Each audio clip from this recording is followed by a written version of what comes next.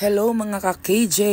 Halina at samahan nyo kaming kumain dito sa Japanese restaurant na isa sa pinakamasarap na nakainan namin na talaga namang napakaganda ng kanilang place. At ito ang Yakiniko at talaga namang napakasarap ng kanilang mga pagkain at maayos ang service ng kanilang mga staff. At nakita rin namin yung owner ay talagang napakabait din. Ito yung aming in-order at talaga namang lahat ng yan ay masasarap. At hindi namin naubos yan dahil sobrang dami ng kanilang servings.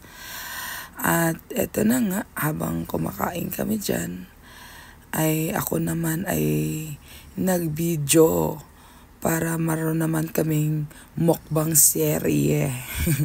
O, diba?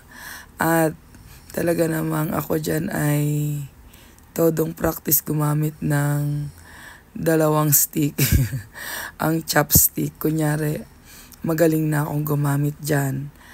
At, ayan, makikita nyo sa aking kuko na talagang matagal na tong video na to at ngayon ko lang naisipang i-post. At yan yung time na parang yung hintuturo ko ay talagang meron pang tatak na ako ay mayroon naman palang sa ating bansa. Kasi ako ay bagong boto that time. May silbi. may tatak pa yung aking hintuturo dyan. At ayan, wala kaming pakialaman dyan. Oh, di ba? Hindi naman. Siyempre, ayan, ito yung time namin bilang mag-asawa na magkaroon naman kami ng time sa isa't isa. Dumarating din naman tayo sa point na talaga namang nakaka-stress ang araw or dahil nga maraming gawa, business, trabaho, kailangan din naman natin ng time sa isa't isa para mawala naman ang ating stress.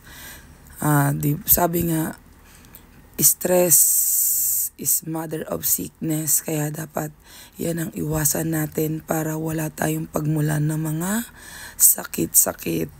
At ayan, talaga naman kami kain-kain dyan at napakasarap naman ng mga pagkain talaga. Ang sarap ng luto nila. Kaya ito yung aking mukbang serye na old videos na. At masasabi kong masarap naman talaga ang food at talagang recommended talaga. Kumain na rin kami dyan ulit. Ang inana naman namin ay mga ramen ay talaga namang masasarap din. At ang lalaki ng servings talaga nila. Sobra-sobra talaga, busog na busog. Eto na nga. Minsan dumarating din sa point kami na talagang kami lang yung lumalabas at hindi kami nagsasama ng anak namin. Kasi gusto namin na habang kami magkasama nakakapagplano kaming dalawa ng mga bagay-bagay na gusto namin pang mangyari sa aming buhay.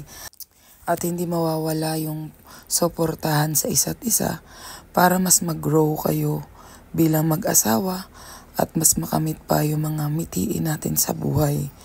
At itong simpleng ganitong magkasama lang kayo ay talaga namang masarap sa pakiramdam na after naman yan ay siguradong bakbaka na ulit sa mga trabaho at mga kailangang gawin. Kaya enjoy muna hanggat mayroong time kahit kaunting oras lamang. Thank you for watching. Sana po supportahan nyo kami sa aming vlogs and please follow our page. Bye!